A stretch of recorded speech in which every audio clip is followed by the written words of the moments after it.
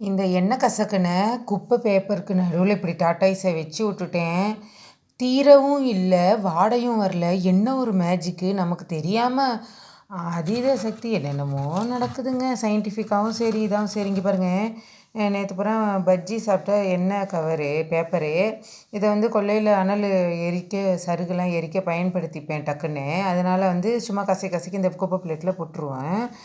இதில் டாட்டா இது ஸ்டாண்டு போய் எழுந்திரிச்சு வைக்கணும், அது கிடக்குப்போ அப்படின்னு சொல்லிட்டு இது குப்பை பேப்பர் தானே ஒன்றும் ஆகாது அப்படின்னு வச்சுட்டு பார்ப்போன்னா, என்ன ஒரு ஆச்சரியம்! இந்த டாட்டாய்ஸை வச்சா, இந்த குட் நைட் இது ஆல் அவுட் கிடையாது, குட் நைட் இதை வச்சா மூக்கு அப்படி நெட்டி ஏறும். அம்மா நவுத்தி வைமான்னு பிள்ளைங்கள்லாம் சத்தம் போடும்.